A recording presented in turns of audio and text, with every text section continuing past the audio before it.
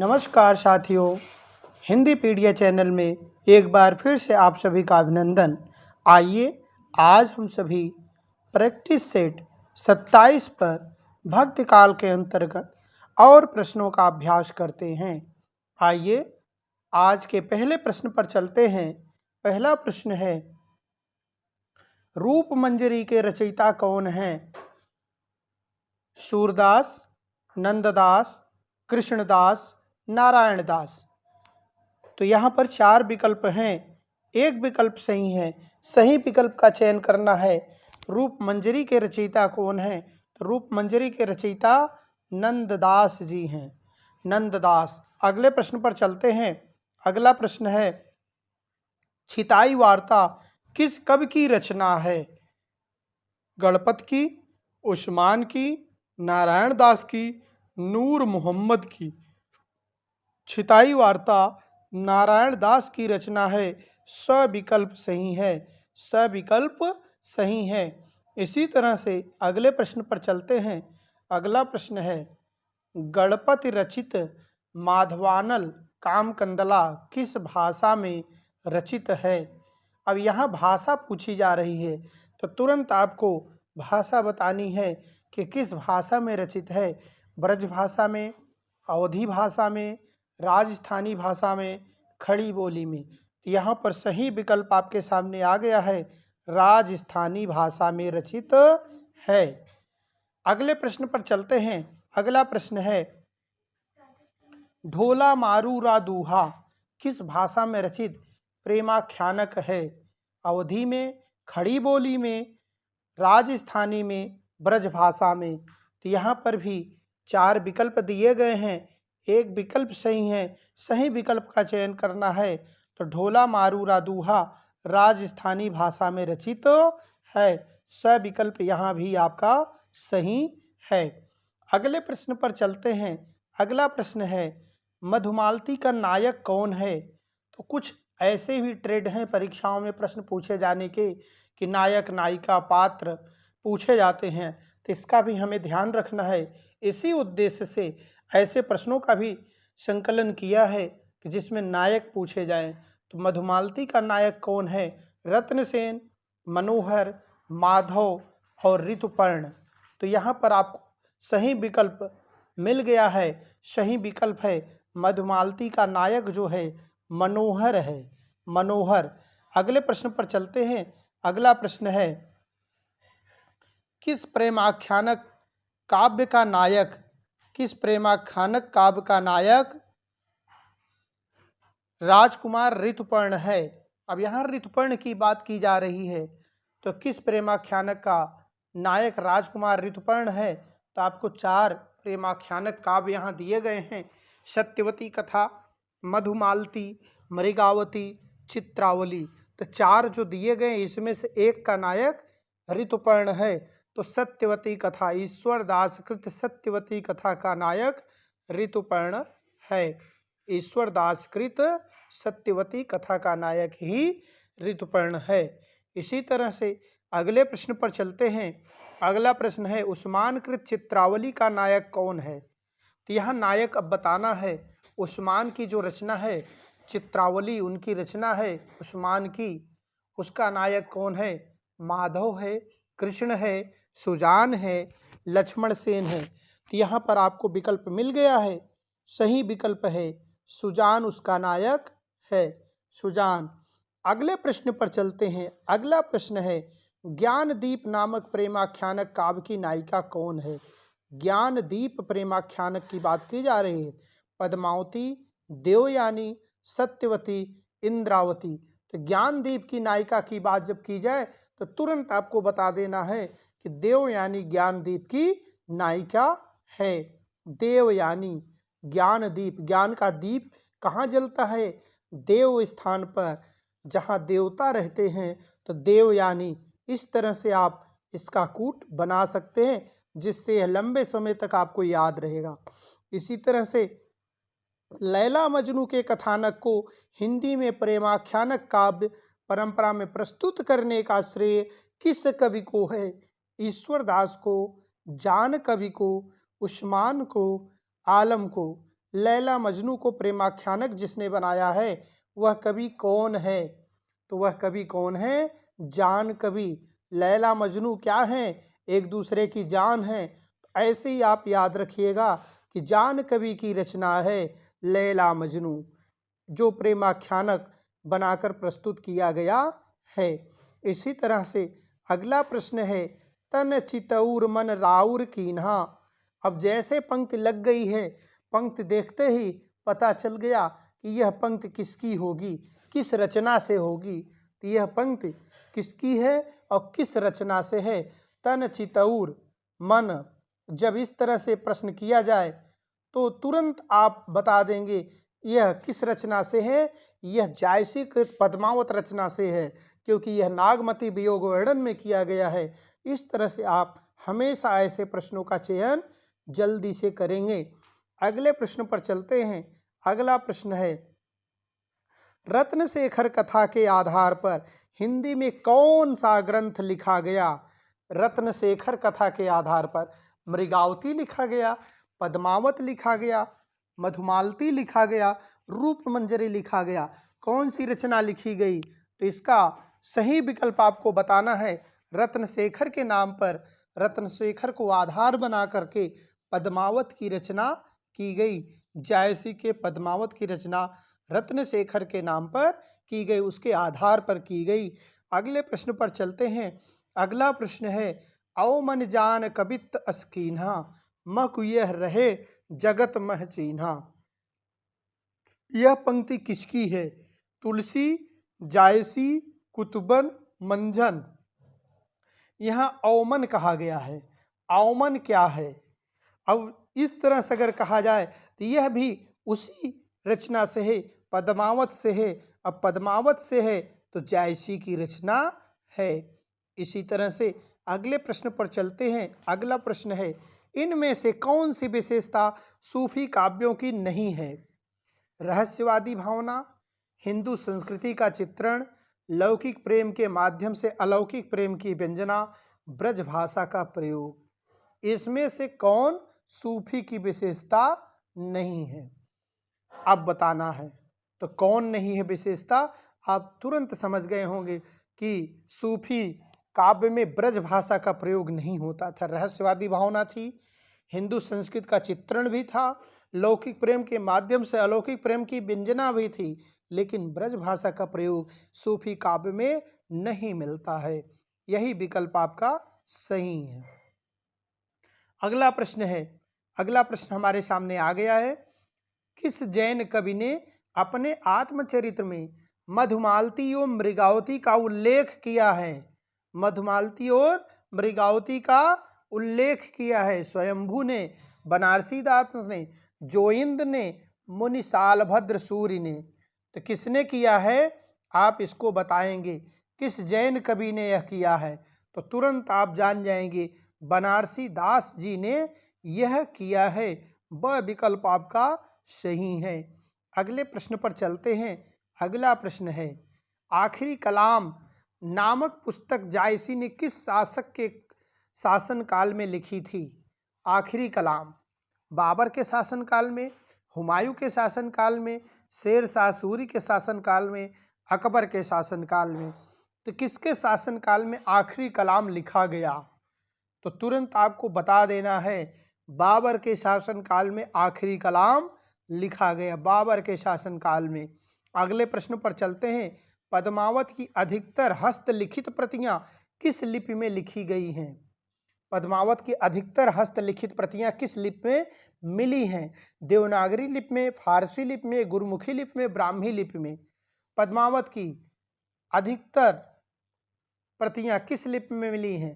तो तुरंत आप बता देंगे फारसी लिपि में मिली हैं, क्योंकि पद्मावत फारसी में लिखा गया था।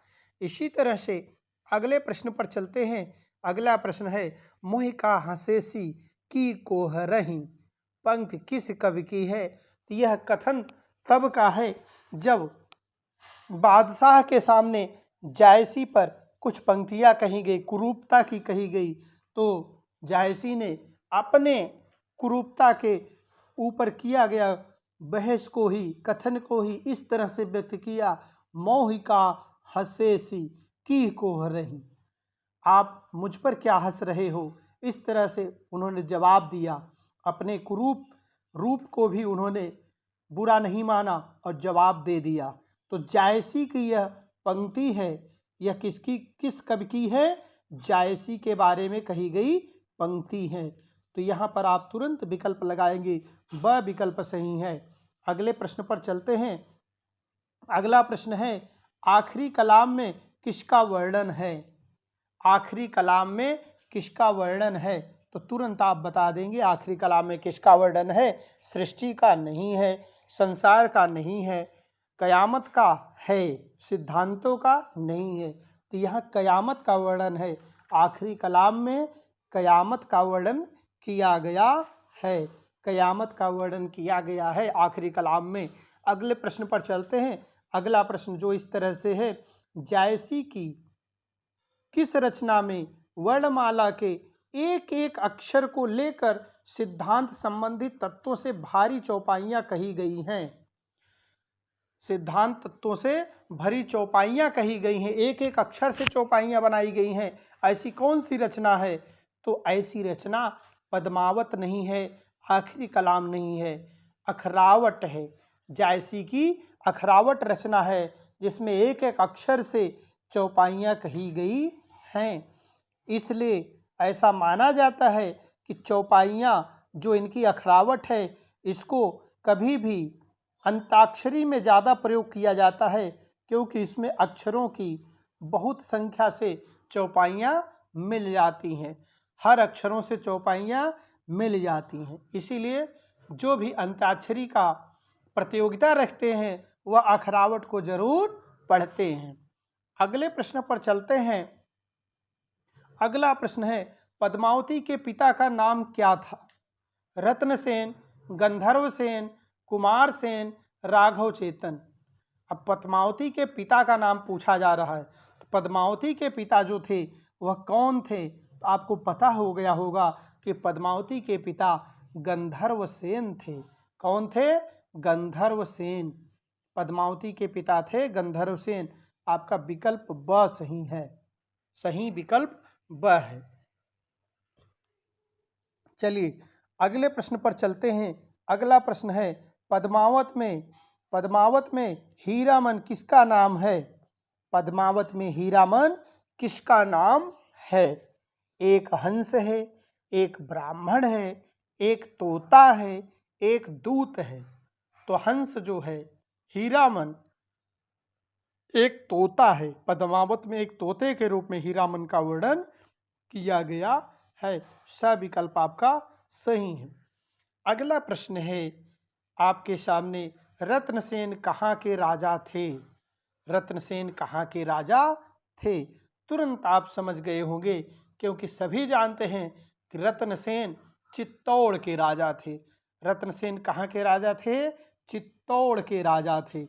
अगले प्रश्न पर चलते हैं। अगला प्रश्न है, राघव चेतन का उल्लेख किस प्रेमाख्यानक ग्रंथ में है? राघव चेतन का उल्लेख किस प्रेमाख्यानक ग्रंथ में है? तो राघव चेतन की जब बात की जाए तो आप तुरंत समझ जाए किस प्रेमाख्यानक काव्य में इसका वर्णन किया गया है। पद्मावत में, मृगावती में, हंस जवाहिर में, मधुमालती में। तो राघव चेतन जैसे नाम लिया जाता है तुरंत आप बता दीजिए कि राघव चेतन पद्मावत में वर्णित है। राघव चेतन पद्मावत में ही वर्णित है। अगले प्रश्न पर चलते हैं। अगला प्रश्न आपके सामने आ गया है कि भूल चकोर दीठ मुख लावा, मेघ घटा मह चंद दिखावा। ऐसे लगता है कि चकोर भूल करके वह आ गया है। इस तरह से जो वर्णन किया जा रहा है तो वह मेघ घटा मह चंद दिखावा, ऐसे मालूम पड़ रहा है जैसे कि मेघ घटा के बीच में चंद्रमा दिखाई पड़ता है। हंसावली में यह पंक्ति कही गई है, चित्रावली से कही गई है, ज्ञानदीप से कही गई है, पद्मावत से कही गई है। तो यह पंक्ति किस रचना से कही गई है? तो यह पंक्ति जो है पद्मावत से कही गई है। द विकल्प आपका सही है। यह घटना पद्मावत से है, यह पंक्ति पद्मावत से है। किस ग्रंथ से है? पद्मावत से है। अगला प्रश्न है, प्रेम गाथा परंपरा का सर्वाधिक प्रौढ़ एवं सरस ग्रंथ शुक्ल जी ने किसे माना है? प्रेम गाथा का प्रौढ़ एवं सरस ग्रंथ शुक्ल जी ने किसे माना है? मृगावती को, मधुमालती को, पद्मावत को, सत्यवती कथा को? तो आप तुरंत बताएंगे कि पद्मावत को शुक्ल जी ने सबसे प्रौढ़ एवं सरस रचना प्रेम गाथा पर माना है। प्रेम गाथा पर पद्मावत को सबसे सरस रचना माना है। अगला प्रश्न इस तरह से है, गोरा बादल का उल्लेख किस प्रेमाख्यानक काव्य में है? गोरा बादल का उल्लेख किस प्रेमाख्यानक काव्य में है? पद्मावत में, चित्रावली में, ज्ञानदीप में, हंसावली में? तो आप 4 विकल्प देख रहे हैं। पद्मावत में गोरा बादल की कथा का वर्णन है, जो पद्मावती की रक्षा के लिए चित्तौड़गढ़ के रत्नसेन के दरबार में जाते हैं। रत्नसेन के दरबार में जाते हैं तो गोरा बादल किसमें है? पद्मावत में। पद्मावत में इसका वर्णन किया गया है। अगला प्रश्न है, चित्रावली कहाँ की राजकुमारी थी? रूपनगर की, सिंघलदीप की, मलय की, जम्बूदीप की? तो यहाँ पर सही विकल्प आपका आ गया है, चित्रावली रूपनगर की राजकुमारी थी। रूपनगर की राजकुमारी थी। अगले प्रश्न पर चलते हैं, जायसी के पद्मावत में कितनी अर्धालियों के बाद दोहा है?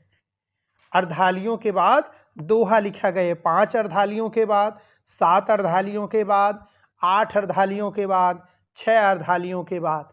तो जायसीकृत पद्मावत में 7 अर्धालियों के बाद एक दोहा लिखा गया है। 7 अर्धालियों के बाद। सही विकल्प आपका ब है। 7 अर्धालियों के बाद एक दोहा लिखा गया है। इसी तरह से कहा मानसर चाहा सुपाई, पारस रूप यहाँ लागी आई?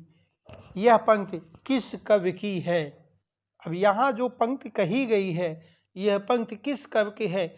आप तुरंत समझ गए होंगे। उस्मान की नहीं है, कुतुबन की नहीं है, मुल्ला दाऊद की नहीं है, तो बची किसकी?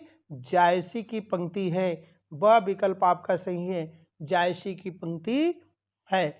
अगले प्रश्न पर चलते हैं, विरह वर्णन के अंतर्गत पद्मावत में 12 मासा का प्रारंभ किस महीने से जायसी ने किया है? चैत से, बैसाख से, जेठ से, आषाढ़ से? तो पद्मावत में जायसी ने विरह का वर्णन जो किया है वह आषाढ़ के महीने से किया है। वह आषाढ़ के महीने से किया है। चढ़ा आषाढ़ गगन घन गाजा, इसी पंक्ति से किया है। चढ़ा आषाढ़ गगन घन गाजा। इस तरह से अगले प्रश्न पर चलते हैं, हंस जवाहिर के रचयिता का नाम बताइए। हंस जवाहिर के रचयिता बताना है आपको। तो 4 रचयिता दिए गए हैं, नूर मोहम्मद, कासिम शाह, दाऊद, मंझन। हंस जवाहिर के सही रचयिता जो आपको मिल गए हैं, कासिम शाह जी हैं। कौन है? कासिम शाह जी हैं। अगले प्रश्न पर चलते हैं। अगला प्रश्न जो इस तरह से है, नूर मोहम्मद की कौन सी रचना में आध्यात्मिक रूपक है? नूर मोहम्मद की कौन सी रचना में आध्यात्मिक रूपक है? अनुराग बांसुरी में, इंद्रावती में, कथा चित्रावली में? कोई नहीं। तो यहाँ पर 4 विकल्प दिए गए हैं। 4 विकल्प में सही विकल्प है अनुराग बांसुरी में। विकल्प आपका सही है, अनुराग बांसुरी में। इसी तरह से अगले प्रश्न पर चलते हैं। अगला प्रश्न है, आचार्य शुक्ल ने सूफी आख्यान काव्यों में किस एक हिंदी कवि का उल्लेख किया है? आचार्य शुक्ल ने किया है तो वह हिंदी कवि बहुत ही प्रसिद्ध होगा। तो आचार्य शुक्ल ने जिस हिंदी कवि का वर्णन किया है वह है सूरदास पंजाबी।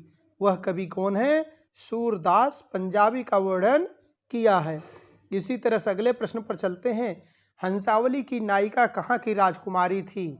हंसावली की नायिका अगर बताया जाए कहाँ की राजकुमारी थी, तुरंत आपको 4 विकल्प में से एक विकल्प देखना है, पाटण की, गुजरात की, उज्जैनी की, कर्नाटक की। हंसावली की नायिका कहाँ की राजकुमारी थी? तो तुरंत आपको समझ में आ गया होगा, अ विकल्प सही है, क्योंकि हंसावली की नायिका कहाँ की राजकुमारी थी? पाटण की राजकुमारी थी। अगले प्रश्न पर चलते हैं। अगला प्रश्न है, कामदेव की स्तुति किस प्रेमाख्यानक काव्य ग्रंथ में है?